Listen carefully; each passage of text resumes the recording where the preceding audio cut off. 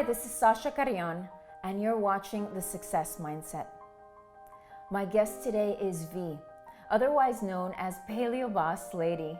Hi V, how are you? Hi Sasha, how are you? I'm doing well, good having you here. I'm so excited to be here. Now, the thing about V is that I feel that she is a walking and talking miracle. V, tell us a little bit about why I'm saying that.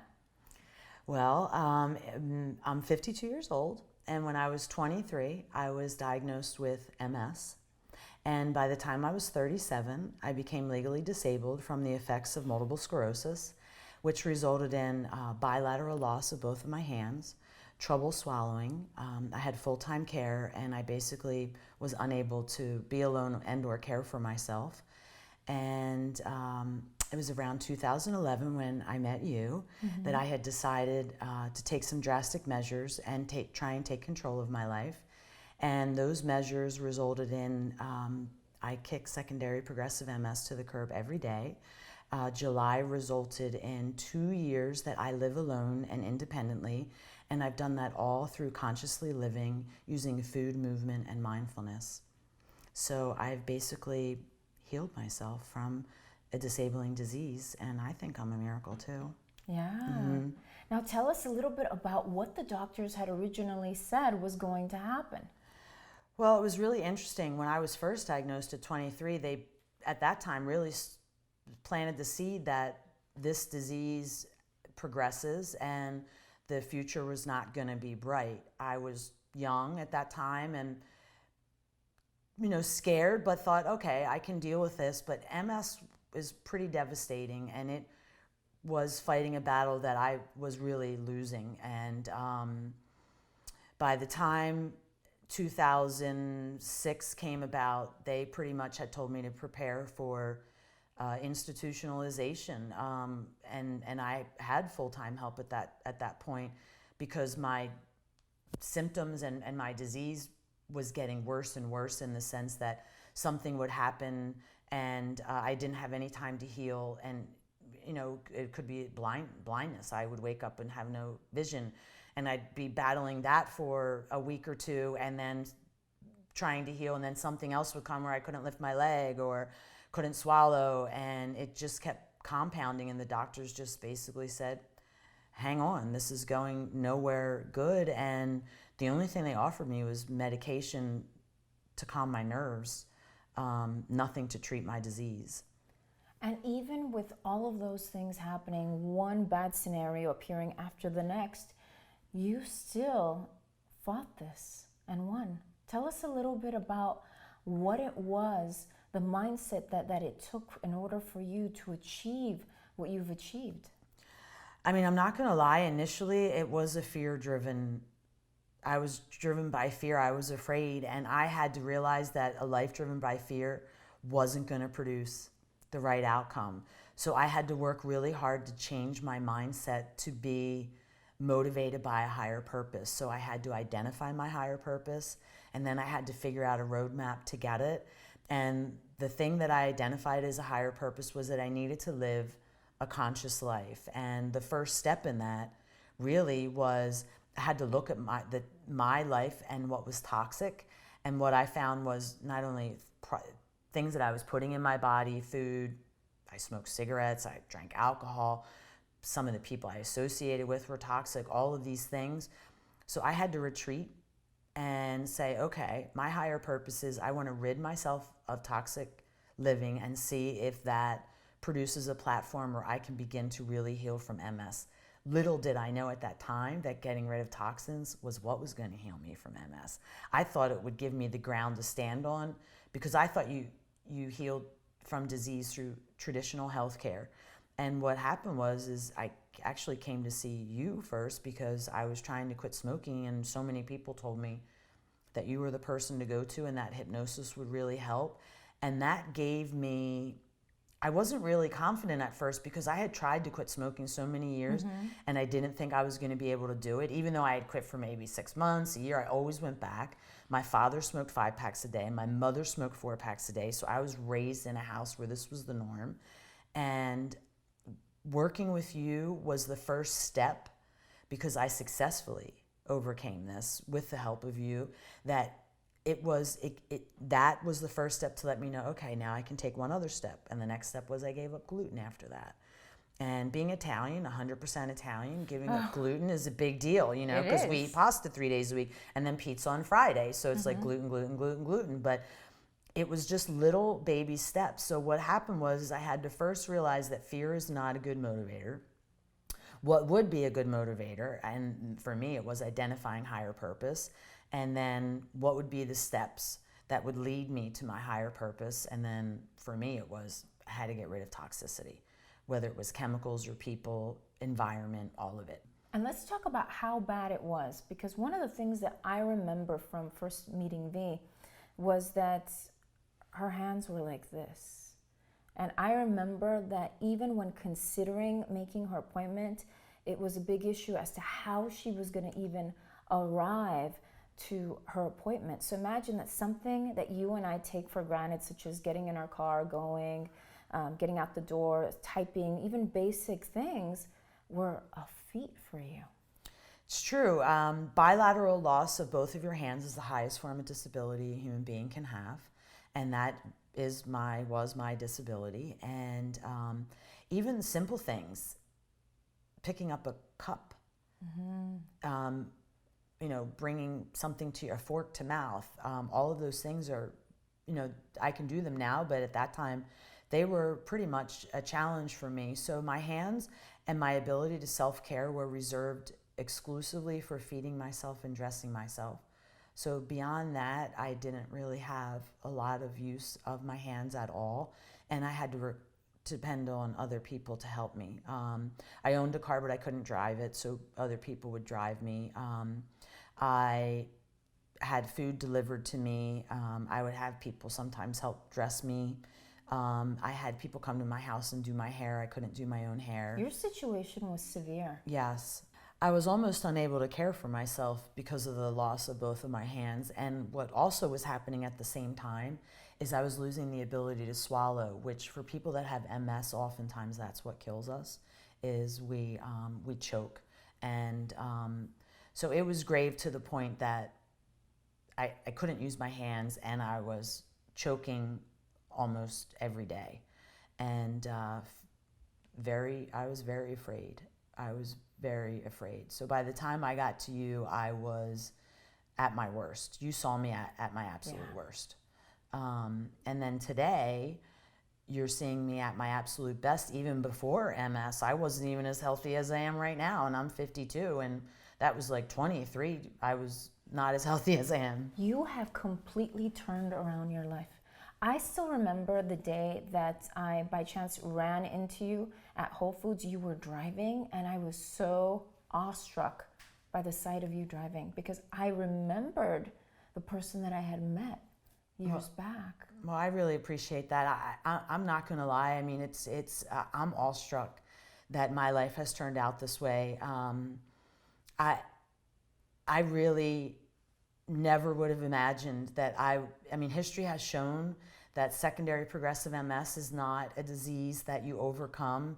And the fact that this is my life and that I am a miracle, as you even believe, is every day I wake up and I just thank my higher power that I've had the opportunity to have this outcome, and also to be able to now use this to help other people to question their status quo, to identify their higher purpose. Because really, that is what motivated me, was I needed to stop my fear-driven life and to identify my higher purpose, and then figure out a way to get to that higher purpose. And that is what changed it for me, from being a victim to a miracle. Speaking of which, one of the things that you've been doing now is really focusing on showing people the tools that they can use to empower themselves in living healthy lives. Let's talk about that. That's the most exciting thing for me. I'm really grateful that I was able to go back and get a post-secondary education in community psychology. And what I did was, I not only have studied how to go out in the community and build a movement, but I focused on making it culturally relevant to others and also accessible. Because one of the things that happens, at least in the United States and in a lot of countries regarding healthcare, is it's not really accessible to everyone, sadly.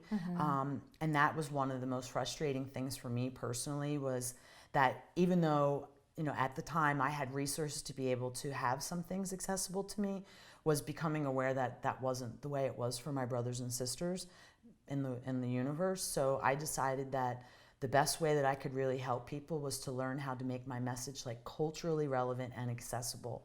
And that has been my greatest joy, second to healing and being a mom, is that I was able to dedicate time and now live 100% dedicating myself to the community and teaching them how to question their status quo and offering support that maybe reflects their culture so that they can see how they can achieve these things. I'm 100% Italian, so I tend to have my cultural things that I like, and I really needed to learn about other cultures. And I think for me, that is what makes my message really something that resonates with people, is that I really work hard to make it culturally relevant and accessible to all ages and everyone that's out there, because that was what was most important to me, was that equal and fair treatment and accessibility for everyone is my joy in life and what I do now.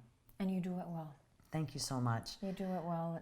And let's talk about your work as Paleo Boss Lady. Yeah, Paleo Boss Lady is really interesting, because when you're Italian and you tell your Italian family you're no longer eating pasta, peppers, tomatoes, or eggplants, well, you might as well just be excommunicated from the Catholic background of this family, because that's what we eat all the time. So I had to retreat, and because I identify so strongly with my culture, and then giving up those foods, I was just so afraid that I was going to lose my own identity, that I went to the internet. And because I'm Italian and I'm from Philadelphia and I was born under the sign of Taurus, I'm a boss naturally. I come by it naturally.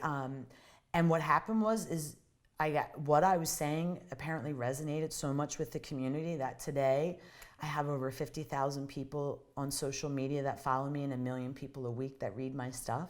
And it's now become a huge platform that, next week, a week from today, I'm actually being flown to Ecuador for an entire week to learn about sustainable farming. Yeah. So it's become a really big movement. I'm part of a true movement in the world, and I am also really proud that I co-wrote an international teaching program with Dr. Terry Walls, who developed an eating protocol that I follow called the Walls Protocol. And this protocol is healing people all over the world, and I co-wrote this with her, and we will have 5 continents represented studying the food protocol that I follow, which basically leads me to believe that I am in the middle of a worldwide movement to change the way we see healthcare, which I have goosebumps all over my body right now. It makes me really proud, because I've not only helped myself, but I really am involved in something that's going to change the world, and that gives me great joy. I'm sorry, sometimes I cry. I get so proud of everything that is happening. You of all people have every reason to. It's You are, you know what, I always tell people, you are such an inspiring person. I always tell people that you are a great example of the idea that the diagnosis is not the prognosis, because you took control and, just against the odds, you are here. And I have to tell you that it really has been, this is going to sound really strange, but having MS has been a great gift to me. And I'll tell you why. I am what we would call a type A overachiever. And I am also someone who struggles to, I don't really go to the movies because that would involve sitting down quietly and paying attention for more than 30 seconds. And I struggle with things like that. And if I would have gone through my entire life living with that mindset, I never would have recognized seasons or birds or flowers, or I never would have smelled the roses. And because I have MS, you can bet that I know, if a butterfly flies by me, I stop. No. And I appreciate it. So I feel like, although MS has been a real challenge and has scared me and done horrific things to me in my life, it really has been a great gift, because my chemical makeup I wasn't really born with just sort of gratitude, and MS has really given me gratitude. So I am grateful in the strangest of ways. I mean, obviously it would be nice not to have it, but it has given me some really amazing gifts, and that can't be denied. I can't discount those gifts. I just can't. V, you've told us about your amazing story. Now, what would you say have been the keys to your success? Well, I would say it's probably three things. One is, we talked earlier about identifying higher purpose. I think identifying higher purpose is the ultimate key. The second thing is you have to be willing to listen to your gut no matter what anybody else tells you. So you have to have a strong self-belief, because our gut is always talking to us. And a lot of times we brush it aside, or we suppress it because it's so much easier to live on sort of the autopilot life. You know, get up, go to work, or get the kids off to school, whatever your day is. I don't know what that is for everyone. And the third thing is to question the status quo. To say, why am I doing this? Does this resonate with me? Or am I doing it just because culturally this is the way my family did it, because this is what my doctor told me to do, because everyone goes to school in my neighborhood at this place, or because everyone drives this car? Like, what is it? Why are you doing what you're doing? So for me, it's really those three things, you know, higher purpose, listening to myself and my gut, and then also questioning my status quo, so that doing those things, every step I take, I know exactly what I'm doing, and I'm totally confident that it's the right thing for me. And even if I learn maybe that, oh, well, I thought that was the right thing for me, but that isn't, I don't feel so bad, because I went in knowing and listening and prepared. And just then the autopilot of life goes away, and I'm in control of, and maybe that is part of it, you know, controlling your life rather than having the outside world dictate how things operate. Instead of allowing the outside world control you. Yeah, which for a lot of us, I mean, it just happens, you know, without us even knowing it. I mean, we're a consumer-driven nation, right, or world. So we have so many influences that we're not even aware of, that really you just have to sort of step back and just open your eyes. Like, okay, what am I saying? What does this mean to me? And how does it resonate with me? I call it playing chess. I play chess with myself all day. I really do. Okay, well, if I do that, what does that mean? What is going to happen? What's the end result going to be? Do I like the way that looks? And if I don't, it's like, well, can I change the strategy a little bit? And if it looks like I can't figure it out to deliver the outcome I want, then I probably won't do it.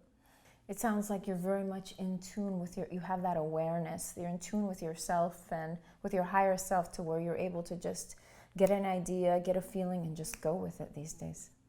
Well, it's true, and I have to tell you, I think there are two things that really sort of help me to get in touch with in tune with my body and higher self. One is yoga, because yoga helped me become body aware, and also really helped me to quiet my mind.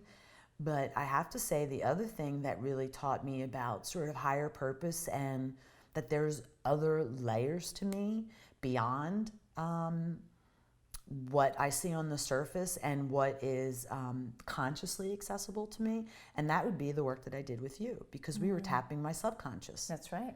And realizing that there was something in my subconscious that was playing this message, that was the only message I could hear. And we got in there and reprogrammed my subconscious to deliver a new message. And that was like a nirvana moment for me, because it's like, wow. So I can not only control my conscious stuff, but there's stuff going on all the way back here that I didn't even know, that with focus, directed work, and help, because community is the ground on which I stand, I was able to recreate subconscious and conscious efforts, which elevated me to a miracle.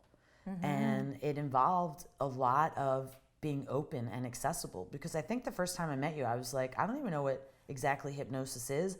I don't know how this works. I don't even know what's going to happen, other than everyone told me. You can tell she's very honest.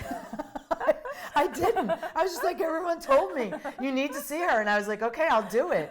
And realizing what was happening, and and that there was this part of me, and that there was a message that was happening in my person that I was not aware of, allowed me to open up my entire person to be like, there's all kinds of messages out there that I need to get conscious.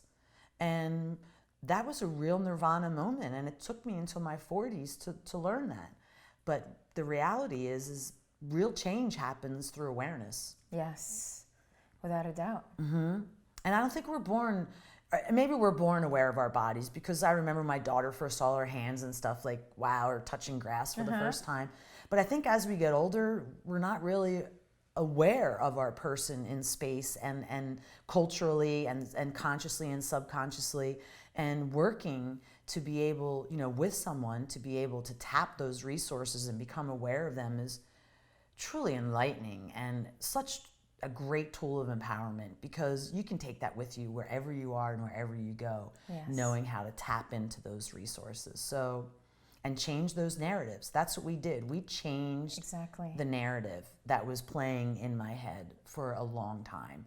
And that's super rewarding. And I have to tell you that I feel absolutely privileged to have worked with you and to see what you have done.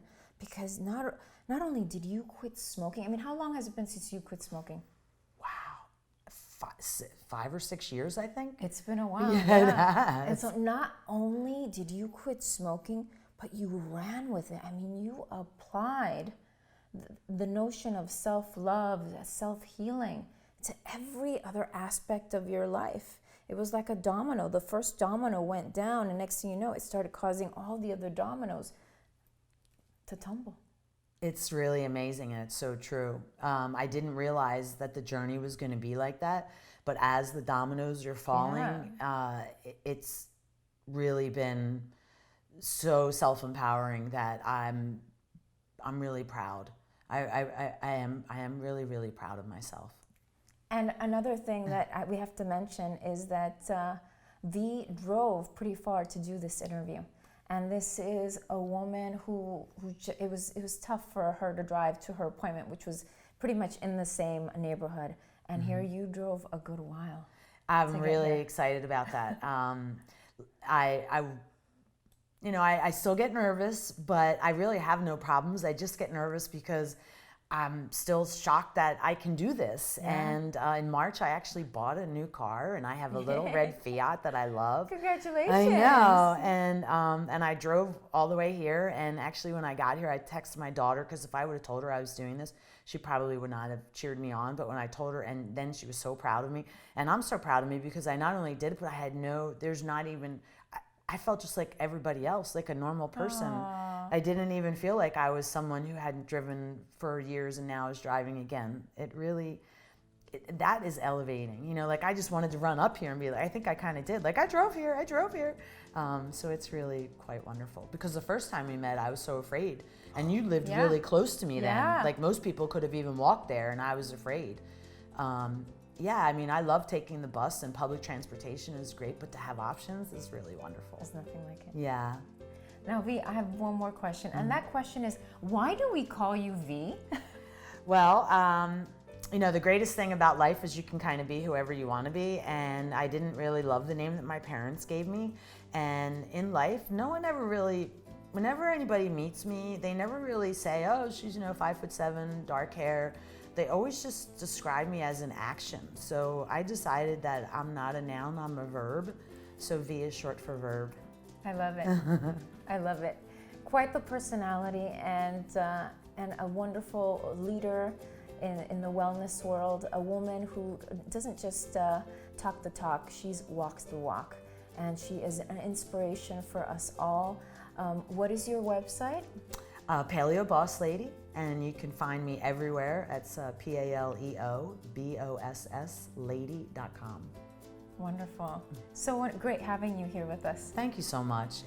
Thank you for helping start my journey to being a miracle, because you had such a huge hand.